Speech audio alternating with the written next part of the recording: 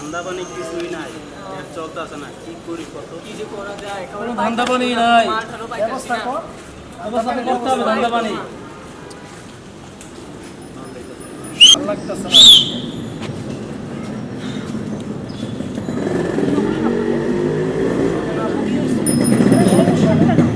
ওই, শীষ দিছো? না, না।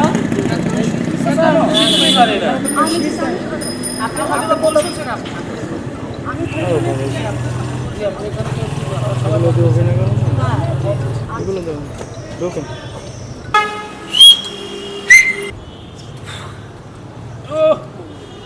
কি ব্যাপার আবার আপনারা শেষ দেবেন কেন?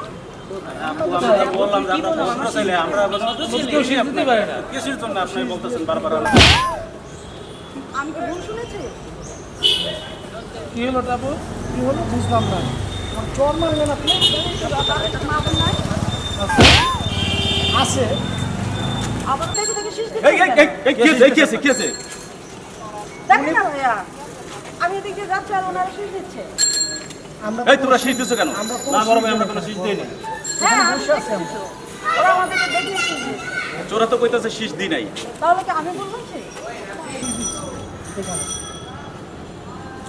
এই যাও যাও যাও তোমরা যাও যাও যাও যাও যাও যাও যাও যাও যাও যাও। আপু, আপনি কি জন্য বলছিলেন? বলেন। আমি বলছিলাম যে আমি এই পথ দিয়ে প্রতিদিন যাতায়াত করি, কিন্তু আজকে বুঝলাম না ওরা আমাকে দেখে কেন যেন শেষ দিচ্ছে এবং কিছু বাজে ইঙ্গিত করলো। ডোন্ট মাইন্ড আপু, মনে কিছু করবেন না। আমি আপনাকে দু একটা কথা বলি। আসলে দোষটা আপনার না, আপনার এই পোশাকে। তার মানে কি? আপনি কি বলতে চাচ্ছেন? আপনি হলেন শিক্ষিত মেয়ে, আপনাকে বললে আপনি বুঝবেন, তাই বলছি। কি বলেন? এই আপনাদের মতো কিছু মেয়েদের জন্যেই আজকে এই সমাজটা ধ্বংসের পথে চলে যাচ্ছে। তাই এবং ইফটিজিংয়ের সংখ্যাও বেড়ে যাচ্ছে। প্রতিদিন খবরের কাগজ, টেলিভিশনে দেখেন ইফটিজিং হতেই আছে।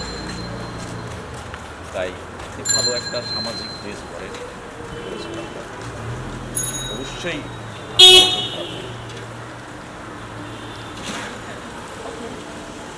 আমি আপনার কথাটা মাথায় রাখবো এবং চিন্তা করে দেখব। দেখবেন। ওকে, তো বেস্ট অফ লাক।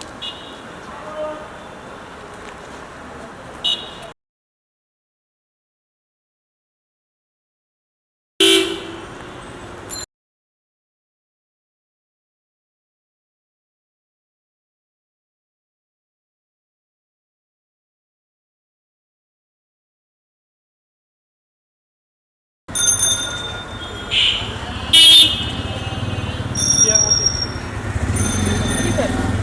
আজকে ওরা আমার দিকে তাকালোও না, কিছু বললোও না। ও, তার মানে ওই ভাইয়া যে কথাগুলো বললো সেটাই সত্যি।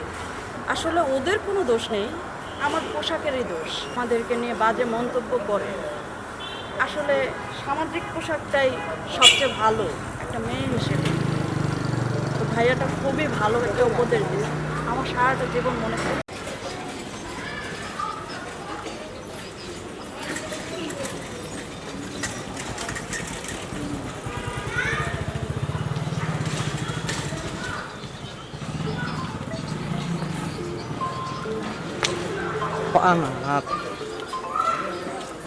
মোবাইল একটা বাড়ি মারার হাতে হালকা সামনে চলে যান।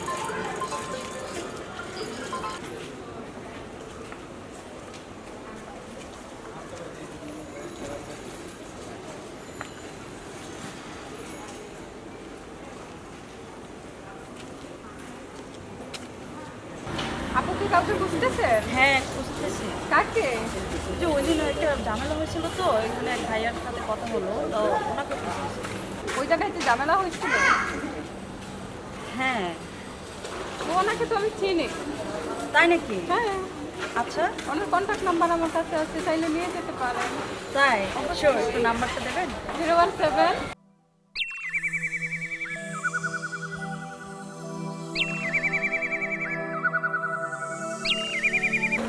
59 এরকম। Thank you. ওয়েলকাম। অ্যাকশন।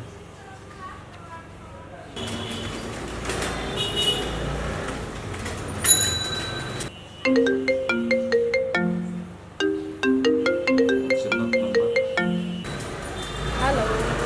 আসসালামু আলাইকুম। ওয়ালাইকুম আসসালাম। জি, আমি প্রিয়া বলছি। প্রিয়া? কোন প্রিয়া? ভাইয়া, আপনি আমার সাথে ওই দিন আপনার সাথে আমার দেখা হয়েছিল, একটা ঝামেলা হয়েছিল, সেদিন আপনি আমাকে কিছু উপদেশ দিয়েছিলেন। ও আচ্ছা আচ্ছা আচ্ছা, হ্যাঁ হ্যাঁ হ্যাঁ চিনছি, চিনতে পারছেন? হ্যাঁ হ্যাঁ হ্যাঁ চিনছি। জি ভাইয়া, আমি আপনার সাথে একটু দেখা করতে চাচ্ছিলাম। দেখা করবেন? হ্যাঁ, কোথায় দেখা করবো? আচ্ছা, ওই যে সিলিস রেস্টুরেন্ট আছে না, ওর পাশে চলে আসবেন। ওই যে পাশে আর একটা নতুন একটা রেস্টুরেন্ট হয়েছে, ওটাই চলে আসবেন। আচ্ছা, okay, thank you. Okay, by.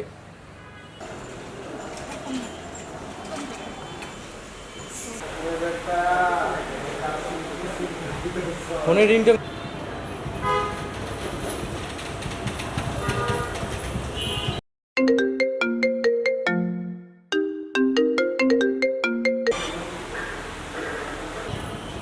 Hello.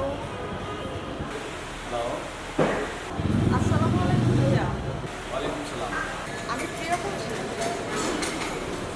আজকে আমার দেখা করার কথা।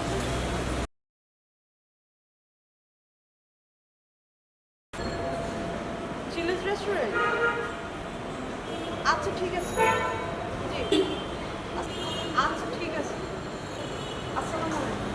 ওয়ালাইকুম সালাম। এই খালি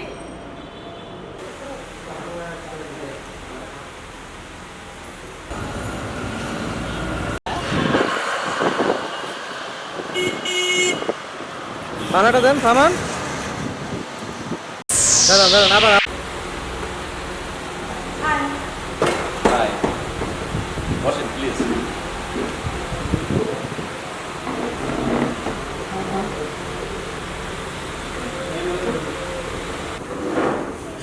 কেমন আছেন? আলহামদুলিল্লাহ ভালো আছি। আপনি কেমন আছেন? আমি আসলে সেটা ভালো নাই, কারণ সেদিনে সেই ঘটনার পর থেকে আমার ভিতর থেকে কেমন যেন একটা অস্থিরতা কাজ করতেছে। আপনার সেই কথাগুলা, উপদেশটা আমার খুবই ভালো লাগে, আর সেদিনের থেকে আমি আপনাকে মিস করতেছি। কেন জানি না, আমি আপনার সেই কথাগুলো আমার কানে সবসময় বাজতেছে। সেই কারণে হয়তো আমি আপনাকে মিস করতেছি। আচ্ছা, বুঝছি।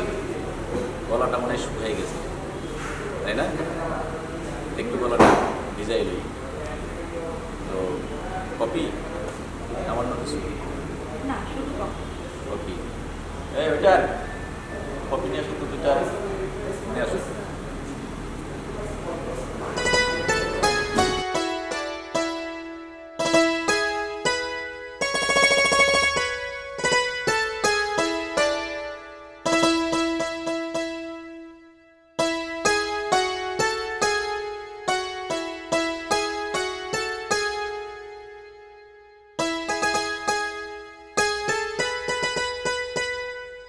শুধু কি এই কথাগুলোর জন্যই আসছেন?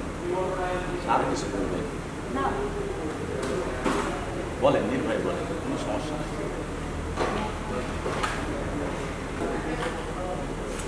আসলে